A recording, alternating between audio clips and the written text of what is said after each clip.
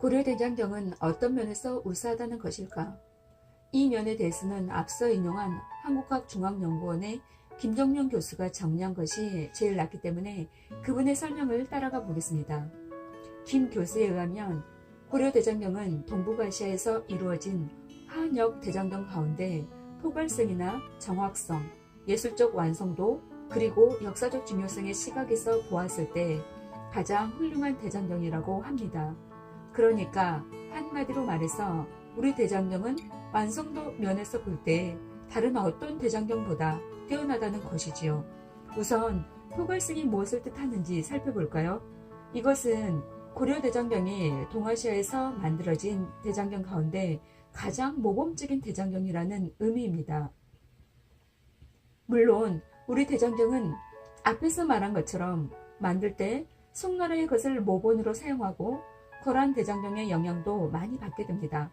그러나 우리 대장경은 이 두 대장경에 포함되지 않은 불교 전적도 두루 포함하고 있습니다.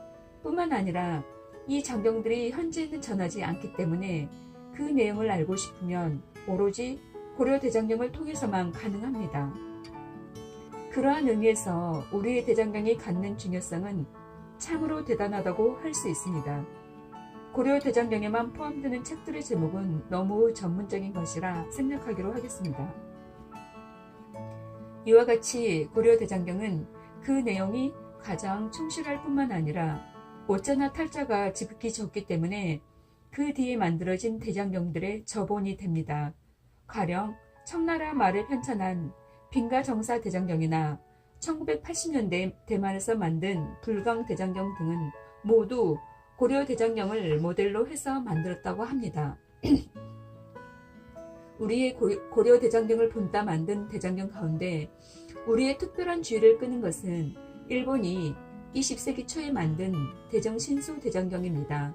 이 대장경은 일본의 대정시대 때 만들어졌기 때문에 대정신수 대장경이라고 불리는데 지금까지 아시아에서 만들어진 대장경 가운데 가장 포괄적인 대장경으로 간주되고 있습니다.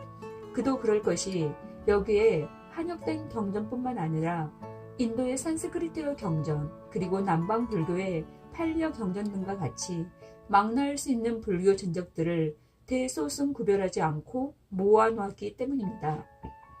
고려 대장경은 북방 불교의 한역 경전들만 모아놓은 것에 비해 일본 것은 북방 불교의 경전은 물론 번역되기 전에 산스크리트어문을 비롯해 남방 불교 경전인 팔려본까지 망라하고 있습니다.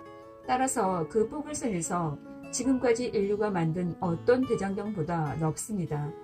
그래서 이 일본 대장경의 가능은 현대 불교학의 입장에서 보면 가장 이대한 업적이라고 할 수 있습니다. 20세기 초에 일본에서 이런 대장경이 편수되었다는 것은 나름대로 큰 의미가 있습니다. 앞에서 고려에서 대장경이 만들어졌다는 것은 고려가 동아시아에서 중심국가 계열에 서 있다는 것을 보여주는 상징적인 징표라고 했지요. 일본은 당시에는 문화적 및 재정적 역량이 미치지 못해 대장경을 만들지 못하고 있다가 20세기 초에 와서 그 소망을 이루게 되었습니다. 그것도 지금까지 만들어진 대장경 가운데 가장 결론적인 대장경을 만들어냈습니다. 이것은 인도의 불교 문명이 일본에 와서 완성 내지는 꽃을 피우게 됐다는 것을 의미합니다. 한국의 불교학자 가운데는 인도 불교가 한국에 와서 통불교가 되면서 열매를 맺었다고 주장하는 사람들이 있는데 그것은 일본의 실정을 몰라도 한참을 모르는 것입니다. 일본은 20세기 초에 이와 같이 불교도 확실하게 정리했을 뿐만 아니라 한자를 총집대성한 화나대사전을 만들어냄으로써 중화 문명을 나름대로 정리하게 됩니다. 일본이 중국이나 한국보다 근대화가 빨리 된 것은 이 같은 예를 통해서도 알 수 있습니다. 일본 대장경의 뛰어남은 그 포괄성 때문에 온 세계의 불교학자들이 불교를 연구할 때에는 반드시 이 대장경을 참고한다는 데 있습니다. 그만큼 포괄적이고 정확하니까 그럴 것입니다. 그리고 이 대장경은 원래의 한문 언문을 그대로 둔 것이 아니라 한문 문장에 방점을 찍고 토를 달아 해석하기 훨씬 수월하게 해놓았습니다. 한문을 하는 분들은 잘 아시겠지만 한 분은 방점만 찍어주면 해석은 반은 된 것이 아닙니까?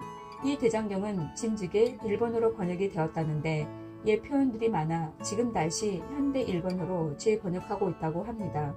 여기서 제가 말하고 싶은 것은 이런 최고의 대장경을 만들 때 일본 학자들은 우리의 고려 대장경을 기본 틀로 해서 만들었다는 사실입니다.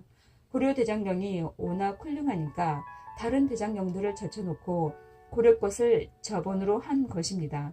일본 대장경 이야기는 그만하고 다시 고려 대장경으로 돌아가지요. 고려 대장경의 다음 특징으로 생각할 수 있는 것은 정확성입니다. 흔히 고려 대장경에는 오자나 탈자가 하나도 없다고 알려져 있는데 그것은 사실이 아닙니다. 사람이 하는 일에 어찌 실수가 없을 수 있겠습니까? 게다가 글자 수가 5천만 자가 넘는데 오탈자가 하나도 없다는 것은 불가능한 일이겠지요. 가령 시자를 역자로 혹은 보살마하살을 보살마보살로 쓰는 등의 오류가 발견되었답니다. 그런데 놀라지 마십시오. 어떤 스님이 고려 대장경에 나오는 오탈자를 찾아보았더니 130여 자밖에 나오지 않았답니다. 이에 비해 신수대장경은 580여 자가 나왔다고 하고요. 이것을 가지고 신수대장경보다 고려대장경이 더 정확하다고 할 수 있는지는 모르겠지만 좌우강 고려대장경의 5천만 자 가운데 오류가 이것밖에 안 나왔다는 것은 거의 기적에 가깝다고 할 수 있겠습니다. 대장경이 이렇게 정확할 수 있었던 것은 앞에서 언급한 수기 스님이라는 당대 석학 독택입니다. 스님은 이전에 있던 대장경들을 아주 꼼꼼하게 비교하고 대조하여 틀린 글자는 잡아내 고치고 빠진 글자는 집어넣었습니다. 더구나 스님은 그 내용을 담아 교정별록이라는 책을 만들었습니다. 이 책을 보면 각 경전의 번역자나 권수, 주석, 제목을 확인하고 경전이 진짜인지 유작인지를 판단하는 과정을 거쳤음을 알 수 있습니다. 뿐만 아니라 빠지거나 착오가 있는 부분을 어떻게 선별하여 고쳤는가를 자세히 적고 있습니다.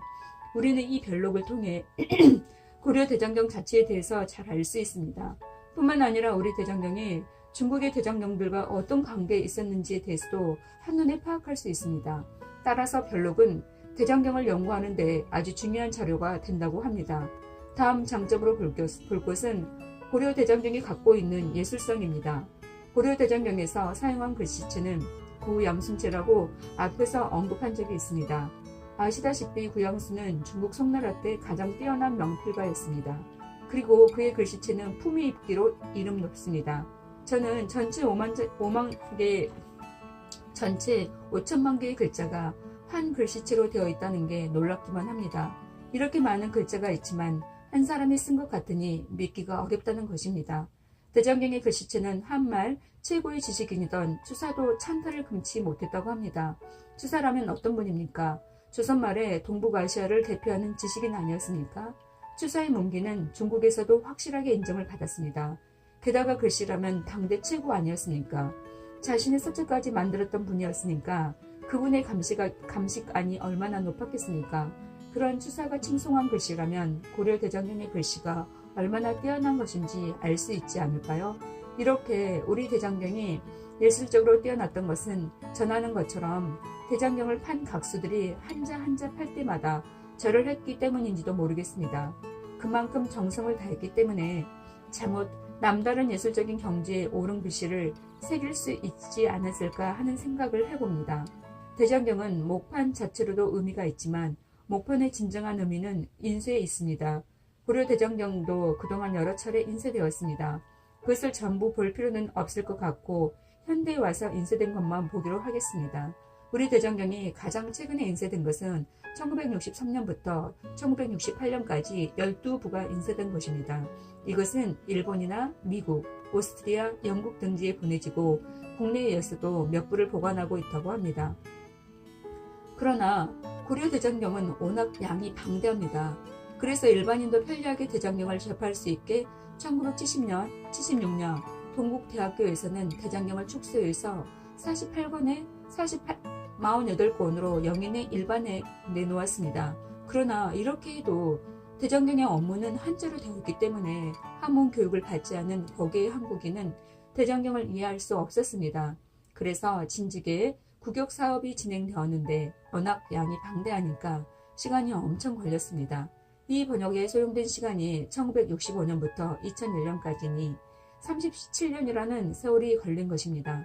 또 시대는 바야흐로 컴퓨터 시대에 접어들어 대장경의 전선화 작업을 시작했습니다. 이 작업은 고려 대장경 연구소의 소장인 종림 스님의 주도 아래 시작되었는데 1993년에 시작해서 2002년에 마무리를 짓게 됩니다. 이건 역시 9년이라는 짧지 않은 세월과 많은 경비가 투여되었습니다.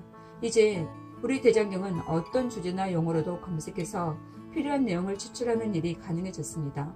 나중에 보게 되지만 조선왕조실록도 이런 작업이 가능해져 연구하는 사람이 얼마나 편해졌는지 모릅니다. 이전 같으면 그 방대한 자료를 다 뒤져야 하는데 이제는 주제어 하나만 치면 어디에 박혀있든지 관계된 내용이 다 뜨니 얼마나 대단합니까? 종림 스님은 우리 대장경이 활자 매체 시대에는 좀 뒤처졌지만 전자 매체 시대에는 앞서가서 세계 불교학계에서 기본 교주로 널리 쓰이길 바란다고 밝혔습니다. 그러나 앞으로의 미래를 확실하게 점칠 수는 없는 게 일본의 신소 대장경도 벌써 전산화 작업에 들어갔기 때문입니다. 아직 완성은 안 된 것으로 알고 있는데 이것이 완성되면 불교 학자들이 또 신소 대장경 쪽으로 경도될 가능성이 있습니다. 이것은 조금 더 지켜봐야 하겠습니다. 이 정도 설명이며 고려 대장경에 대한 설명은 대강 된 셈입니다.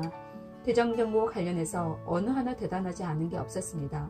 엄청난 재력은 말할 것도 없고 드높은 문화력 그리고 섬세한 예술성과 과학성 등등 당시의 고려는 우리가 생각하는 것보다 훨씬 더 문화가 높고 문기가 충만했다는 것을 알 수 있습니다.